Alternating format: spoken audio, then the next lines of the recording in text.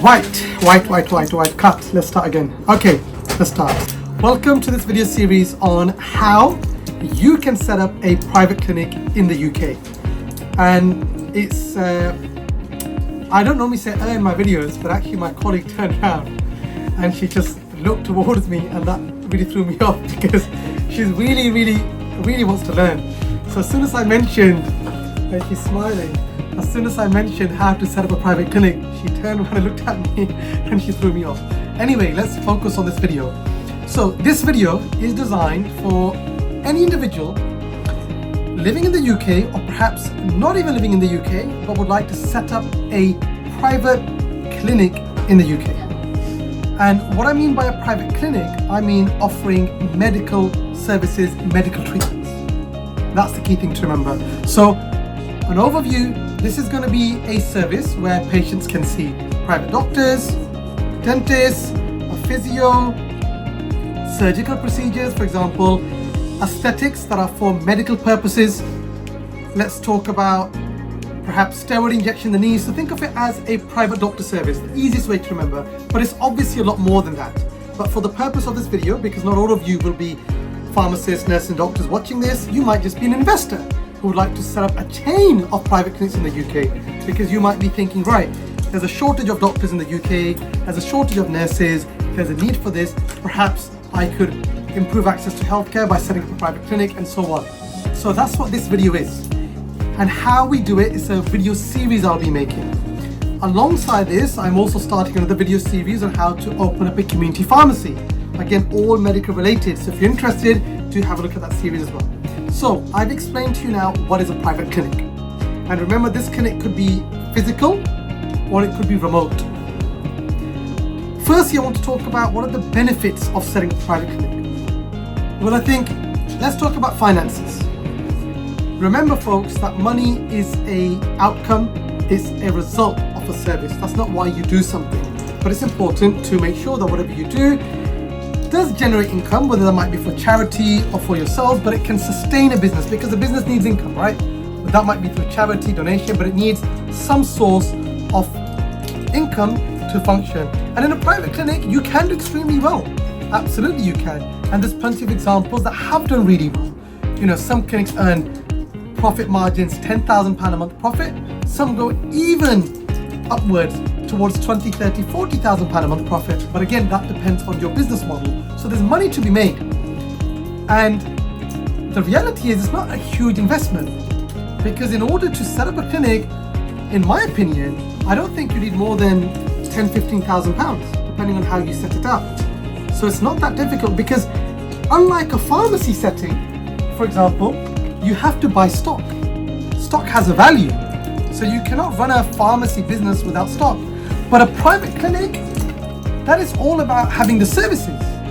So you could set up a private clinic, and with that private clinic, you may just have list a set of services that we offer these services. And you book those individuals once those services are required. So there's no stock. You don't have to employ someone full time. There's many ways that you can make this business work. So that's one of the advantages. You don't have to employ someone full time. So that means there's huge savings to be done, and it doesn't require stock. So that's one of the benefits. So that's why the return on investment in any service, in my opinion, is always high. Because let's say you hire a professional, say, look, for every consultation, we're going to pay you £50. And you charge for that consultation £150. You can see the margin. It's different to this, because in a pharmacy, you have a government contract. We might buy this medicine for 30 pence, and the government will say, we'll pay you £1 for it. That's it. And in any pharmacy, that's a government contract, you're going to make probably, in terms of net profit, 10%. So if the whole income that you bring in the year is 1 million, you're only going to make £100,000. 10%, that's the profit that you take. And there's a lot that's involved to run a pharmacy business. But a private clinic, on the other hand, because only services, the profit margins are higher. But the stability, and now we can talk about the drawbacks, the stability of a private clinic is not like having a government contract, because it's very much dependent on people individually paying for the service. So that's some of the drawbacks, that it's not a government contract where it's regulated. So with that in mind, I've explained to you some of the positives, I've explained some of the negatives. What else are the positives? Well, you're adding to society. You'll be employing people. You're adding to the economy. You're improving access to healthcare. You're improving lives. So that in itself, you might say, is a morally right or ethically right. And my colleague's laughing because every time we have a conversation, we get into philosophy, and he's got a big smile on his face because he told me, let's not get into philosophy. But there we go. You've got some benefits there. You're a good person, good virtue, and so on. But that can be argued as well, because your intentions might be purely for profit, but in return you might be giving some benefits. So you can see, not only are you benefiting financially, you're helping society, you're adding to society, you're improving access to healthcare. Negatives, I would say, is, are you adding to the fact that in the country we have issues with access to healthcare to the government, and you're now giving a reason why we don't need government intervention? Potentially, that could be a negative outcome, because government might say, well, look at this. People are willing to pay for private services. Let's keep cutting the NHS. And the NHS is very dear to us in the UK. So that could be something that you're adding to, in terms of the government going and saying, actually, we don't need the NHS anymore because people are willing to pay privately. So again, some of the drawbacks. Also, setting up any service requires effort, time, energy. It doesn't just happen. And anyone that tells you you can become a millionaire overnight is not impossible, but you should question it, really, and how likely is it?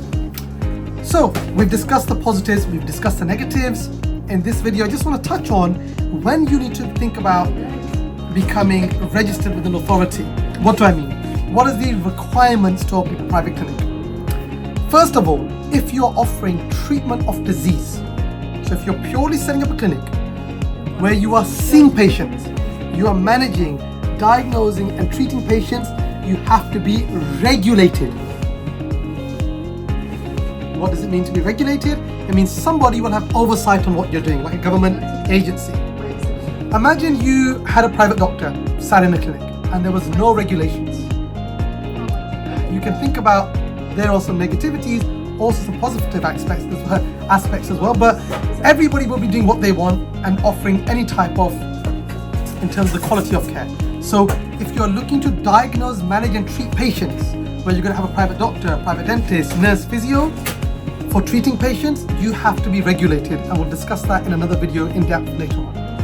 If you're offering a clinic that's purely cosmetic, so Botox, dermal fillers, perhaps laser hair removal, that is nothing to do with, it's not a surgical procedure or it's a minor surgical procedure, you're not treating disease, then you don't have to be regulated. You could be a beautician, you could have done certain qualifications, you could set something up. There is discussions around regulating that as well, but as it stands, it doesn't have to be. So this video was a brief overview of some of the benefits, some of the negativities around setting up a private clinic, why you should set up a private clinic, and then we've touched on regulation. And in the next video, we'll go into this in a lot more depth. As always, folks, subscribe, like, and share. Thank you for watching.